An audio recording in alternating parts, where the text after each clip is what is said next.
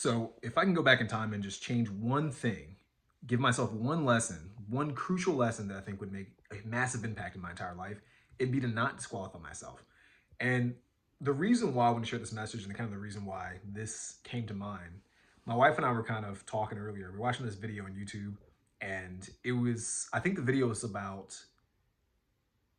it was a debate between people who were obese versus people who were in shape, people who were like bodybuilders or people who were healthy. Um, and I'm using air quotes because some people wouldn't consider that healthy. I think they're healthy in the grand scheme of things. But anyway, we're watching this video, and at one point, the question came up: do you consider being in shape to be objectively more attractive when compared to being out of shape or overweight or obese, whatever? I'm saying the question, paraphrasing it. And it was interesting because most, I would say it was split half and half. The people who were overweight, for the most part, said that being overweight wasn't considered less attractive than being in shape. And the people, of course, who were in shape were like, of course, being in shape is certainly better and objectively more attractive than not being in shape.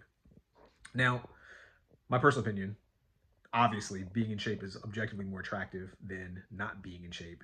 And I feel like this is not really something that's debatable or contestable. I think science and just different documentation, different studies will prove that being in shape is better for you and is more attractive objectively when compared to being out of shape. A little side tangent.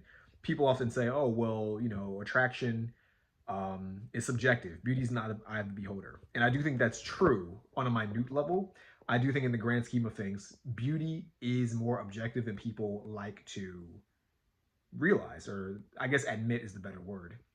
And I think the reason why people don't like to admit that beauty is more objectively true is if they don't fall into that category of what is beautiful or what is attractive, they take it as a, I guess, kind of like a slight against them. It makes them feel diminished within themselves, even though you can do things personally to get more attractive or to become beautiful. Like there's a standard of what beauty is, but just because you aren't currently beautiful doesn't mean you can't be beautiful. I think that's kind of the thing that people don't take into consideration, and this was certainly true of the people on this show. But as they're kind of talking about whether or not beauty or whether or not being in shape is more attractive than being out of shape, one of the girls kind of said, she more or less, they were asking her how does she approach people and what are the criteria that she looks for when it comes to finding a partner. And she kind of like dodged the question a little bit. She does. I've heard people do this often, where you're given a question and it's a very straightforward question, where with a very straightforward answer, and instead of like just answering the question, you don't want to be incorrect or you don't want to contradict yourself. So rather than contradict yourself, you just avoid the question and answer something else entirely. And that's what she was doing. Because the answer was, I pick people based on how attractive they are, and the attractiveness would certainly be based on health markers. And I think she knew that's where they were going with it, which is why she dodged the question. And she says, oh, I look for things like smile, or I look for things like your personality, which obviously you can't, that doesn't make sense because if you haven't met someone, you don't know their personality, which is why you're approaching them in the first place. Like you'd be approaching somebody based on looks first and foremost, then you get an idea of their personality after you've gotten a chance to really meet them. But it made me think about this idea of kind of like disqualifying yourself. And as she's talking more and more and they're asking her more questions, she more or less said, me being out of shape, whenever I'd be on Tinder and I'd swipe on people who were in shape, or whenever I'd meet people in real life who were conventionally attractive, people who were at least in relatively decent shape, at least thin, not overweight, not necessarily like a bodybuilder or super like gym bro or gym girl, whatever she's into, but like just not overweight, they'd reject her. And you can tell that she has been rejected by this type of person consistently to the point where in her mind, she's auto disqualifying them as a way to kind of save her own ego. Like in her mind, I'm pretty sure she's thinking to herself, maybe subconsciously, maybe not actively, but she's thinking to herself, if I don't think you're attractive, it doesn't hurt that you don't find me attractive. Does that make sense? And basically, she's disqualifying herself, which is super harmful for a variety of reasons. One of the main reasons is because it prevents you from having to grow. It puts you in a position where you don't have to self improve. And that's what she was doing. I think a lot of people, they reach a point where they face rejection and I think people, I've said this before, there's no such thing as good and bad. There's only your perspective on the thing that's in front of you. It's only your perspective of the circumstance or of the situation. So if you're someone who goes out there, whether that's in dating or whether that's with jobs or whether that's whatever, socially, if you're getting rejected, there could be something wrong with that person or those people, but it doesn't hurt to look at yourself and say, or there could be something wrong with me. And if you identify that there's something wrong with you, and if it's something that you can fix, then fix it. I've said this before in other videos. It always blows my mind when people know that they have like a weakness and they don't at least put any effort into fixing it. Like an objective weakness. Like if you're someone who is out of shape, and say for example you've talked to 100 people and 99% of the people you talk to have rejected you because you're out of shape, and the one person that didn't reject you is the person that would be last on your list, but they're also out of shape. If that's not what you want, then fix it. Then say, oh, well, I'm not in shape, therefore people are rejecting me. So I can get, maybe if I try to get in shape, I'll get more approval, I'll get more acceptance. Could work. And I know I might sound like a dick by saying that, but it's this kind of like mindset of like auto rejecting yourself that to me is it's a mindset to avoid. It's an unhealthy mindset. I think it's a weak mindset if I'm going to be completely honest about it. And a lot of people do it nowadays where they're just like, oh, this group of people are rejecting me, or I think they'll reject me, rather than try to appeal to them and put in any effort into improving or growing or developing myself. I'll just auto reject them back, and I can try to feel good about myself. And I say try to feel good because I think a lot of people, what they do is what's a good way to put this? I don't think they really feel good about themselves. I think they externally say that they feel good about themselves, hoping that the world will validate them. And I think deep down, they believe that the external validation from other people will internally make them feel validated. It's kind of like when you see someone who's overweight say that they're body positive, or say that they're happy to be overweight or happy to be obese, or, they were born this way. And I'm not like, I'm not trying to make this video solely about people who are overweight, but the topic of the video was about weight, so I'm kind of stuck on it for now. It's kind of like when you see those people, and I remember actually when Ozempic came out, the same people who were super high body positivity advocates, who were super happy in their skin, who were super happy to be overweight, who were super happy about the shape that they were in, the moment a drug came out that made losing weight very easy and very simple, they all jumped on it. They all jumped on it. Which proves that you were never satisfied with the shape you were in. You were lying to yourself and you were lying to everyone else, hoping that the external world would validate you. And I think deep down, they were hoping, if I get enough validation, if I get enough support from everyone else in the world, then I'll believe it in myself. And if I believe it, then I'll feel happy. I don't think that's the way happiness is developed.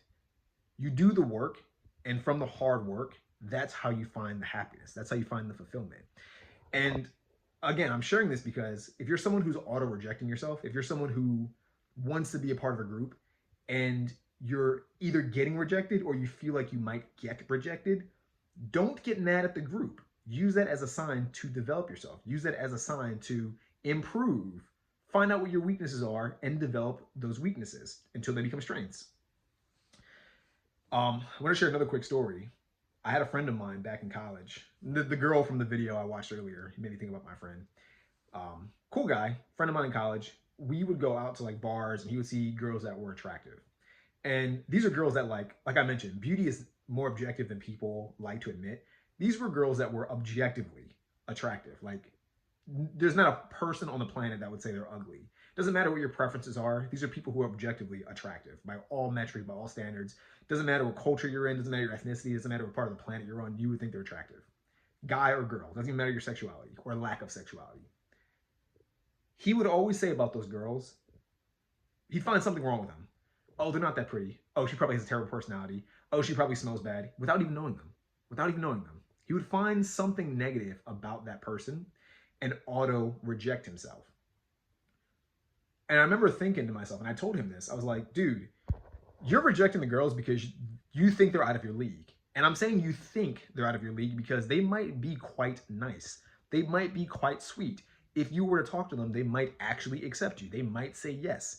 But rather than you put in any effort or any work to challenge your ego and just walk up and say something to them, you're auto rejecting yourself, which does you no good. Because deep down in your subconscious, if you thought to yourself, man, these girls are actually attractive, I would love to date one of them and see what it's like to be in a relationship with one. If that's the way you feel, you'll never get to experience that because you're just turning yourself away. And I bring this all back around because I'm guilty of this myself. I'm sure I'm still guilty of this myself, and I've been guilty of this in the past, like knowingly been guilty of this, where maybe a business opportunity came up and I didn't think I was smart enough, or I didn't think I was good enough or competent enough, and I auto rejected myself. And instead of just saying to myself, and by the way, a lot of these opportunities in hindsight, I realized that I did not need to auto reject myself. I was far more competent than the people who were giving me this opportunity, or certainly competent enough or smart enough for the opportunity that was being handed to me or provided to me. But I auto rejected myself and said to myself, oh, it was a lack of self confidence. Oh, I'm not good enough for these people, or I'm not of the same status as these individuals. Therefore, I can't be around them. I can't be around them because I don't think I could compete. The weakness was, well, it depends on the situation, but in those circumstances, I had a weakness of maybe just self belief. I had a weakness of self confidence, of course, weakness of maybe I thought my intelligence wasn't quite there, which a lot of these things are more like self analytical, like maybe by exposing yourself to these people, you realize, and this is true, by the way, if you're someone out there who thinks you're not smart enough to be like wealthier, or if you're not smart enough to be around higher status people, side note, a lot of them aren't very smart. A lot of them are actually quite dumb. There's a lot of people who are rich who are actually really like unintelligent, super unintelligent. Like I'm talking below fourth grade reading level, unintelligent, very, they're not able to comprehend things very well, like low confidence or low competence and low intelligence, but highly confident, which is the reason why they are willing to do things and take risks that lead to big outcomes, because they don't think things through that well. And sometimes even the negatives can become positives. Back to what I said in the beginning, there's no such thing as good and bad, there's only perspectives. But at the time, I didn't realize that. So I thought to myself, oh, these people are too smart for me. I can't hang with them. And I was wrong. But it was only later on, once I identified that weakness, that I was able to realize that these people weren't that great. A little bit of a long-winded tangent, but hopefully you get the point that I'm trying to make. So again, the lesson that I want to share with you in this video, don't reject yourself. If you're in a situation where there's a group of people that you feel like you don't belong to, ignore that voice in your head and try anyway. Let the group expose your weaknesses if your weakness actually does, if there's a weakness that actually exists. And if there's a weakness that exists, fix it. It's that simple. Like, and just want to throw this out here. This might require you to actually think a little bit. I'm saying that with like a little bit of, I don't know a good way to put this, a little bit of assholeness, I guess. But I say it for a reason. There's people I meet where they'll do something and you'll expose a weakness and be like, you're not that good at that, but that's cool. We can get better. And instead of them just taking your advice or just listening and being like, yeah, you know what, I'm not that good at that. I didn't notice that, but thank you for pointing that out. Let me just improve. They get mad and they get in their head and they let their ego take control. Don't do that. If people point out something that you're not good at and it's something that you like that actually matters, just improve it. Just like if someone, especially when people are ahead of you and they're willing to like help you out, just ask like, what would you do to get better? And I'm sure most people are going to be nice enough to say, oh, just do A, B, and C. And you'll probably find that the A, B, and C is not even that difficult. And if you just did it for a long enough period of time, you know, you get to wherever you want to be like super fast. But yeah, don't reject yourself. Don't get in your head. Don't say to yourself that you can't do something until you've actually made an honest attempt to do it. And if you do try to attempt something and find that you just aren't competent enough or aren't skilled enough or don't have what it takes, figure out what it takes and then just get it. Then just do it and then be successful. Be happy. Do whatever you want. Does that make sense? Let me know what you think about this. Let me know if this message resonated with you at all. If you did, please like the video. Leave a comment if you want to, and please share it. I'm going to try to do more content like this where it's very just me delivering a message, me not doing any fancy editing, me not even like using a fancy camera, using my iPhone. I'm going to call it high value, low effort content. I think the stuff I'm saying is high value. I think for most people, they're going to skip it because most people have the attention span of a hamster nowadays. So if it doesn't look fancy or if it doesn't look bright, they're going to skip the video and not watch it. But for the real ones who made it to the end of this, who actually are highly intelligent, who actually bothered to watch this to the end, I appreciate you. I wish you plenty of success, and I hope to see you in the next video. Peace out. Bye.